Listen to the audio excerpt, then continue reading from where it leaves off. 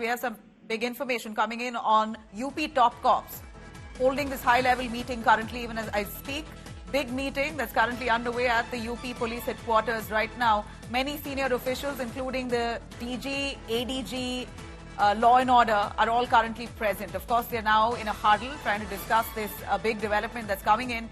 As we know, two people who tried to escape, Sarfaraz and Fahim, who were accused of shooting 22-year-old Ram Gopal, the Hindu devotee, as part of the procession when the communal riots broke out.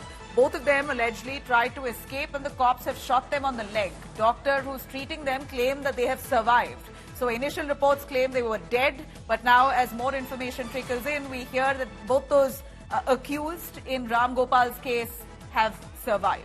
Now, Ameek, who's still with us, Samajwadi Party leader, the opposition in Uttar Pradesh, to give us more on what the opposition feels with this current situation that prevails. All right, let me cut across to Narendra Kashyap, cabinet minister, joining us on the phone line. Kashyap ji, ये क्या हो रहा है? Encounter हमें सुनाई दे रहा है कि एनकाउंटर में दो अक्यूज जो राम गोपाल वर्मा को मारा था, उनको एनकाउंटर में शूट किया गया है. क्या वो बचे हैं या कोई इंफॉर्मेशन है उसके बारे में? और समाजवादी पार्टी नेता कह रहे हैं कि लॉ एंड ऑर्डर कोलैप्स है उत्तर प्रदेश में. नहीं, उत्तर प्रदेश में योगी जी की नेतृत्व वाली सरकार ने ही लॉ एंड ऑर्डर को मेंटेन किया है, बेटर किया है.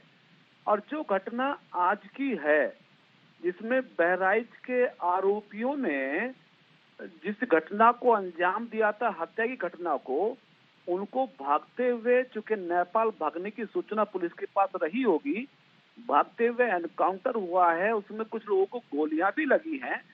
तो इसका मतलब ये है कि उत्तर प्रदेश की सरकार, हमारी पुलिस अपराधियों के अपराधीकरण के खिलाफ जीरो टॉलरेंस की पॉलिसी आज भी इस्तेमाल कर रही है. और किसी सूरत में भी उत्तर प्रदेश की कानून व्यवस्था से खिलवाड़ करने का मौका योगी की सरकार में किसी को भी नहीं मिलेगा. जो अपराध करेगा उसको सजा का भागीदार बनना ही पड़ेगा. जी, मगर यहाँ पर जो अरेस्ट हुआ है उनको इतनी आसानी से वो भाग कैसे सकते हैं? ये एनकाउंटर बहुत सारे रिपोर्ट्स एनकाउंटर के आ रहे हैं उत्तर प्रदेश से. तो ये पुलिस का फेलियर है कि वो ये आरोपियों को पकड़ नहीं पा रहे हैं? ये इतनी आसानी से ऐसे फरार कैसे हो रहे हैं? देखिए, पुलिस की तत्परता और सरकार का पुलिस के लिए इंस्ट्रक्शंस रहती हैं कि किसी भी स्थिति में हीनियस ऑफेंस करने वाले अपराधियों को पकड़ना चाहिए.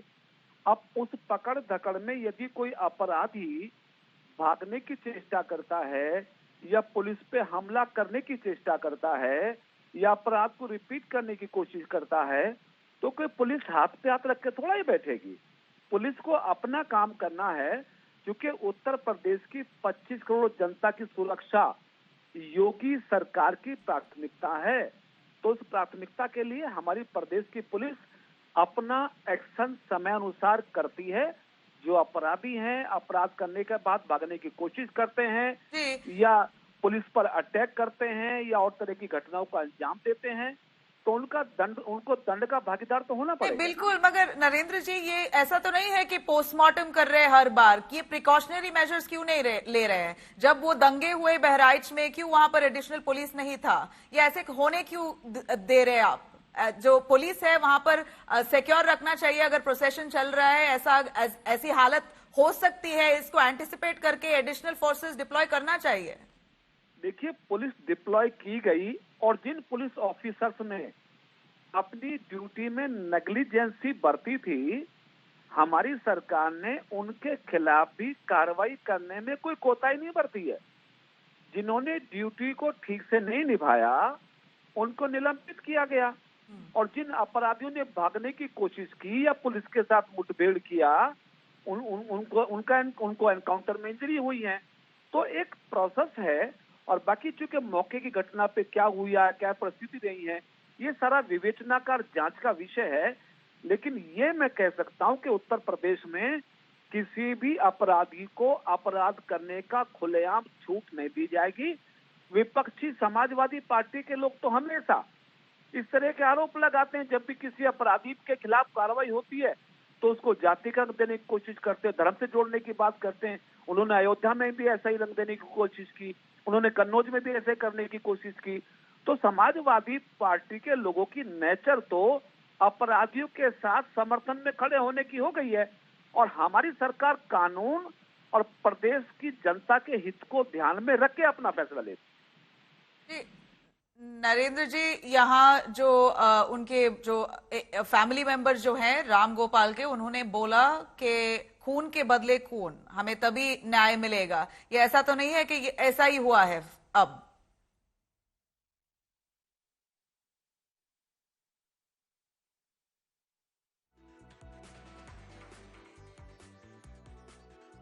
All right. All right. Well, let me quickly cut across the accused. Sarfaraz's sister, we believe, has spoken to the media right after this encounter. Bid, listen in.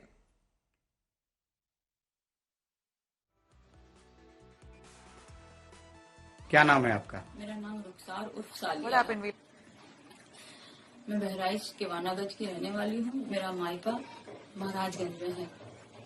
रविवार को जो वहाँ दंगा हुआ है, इसमें जिस आदमी की मृत्यु हुई है, उसका इल्जाम मेरे पिता और मेरे भाइयों पे आया है।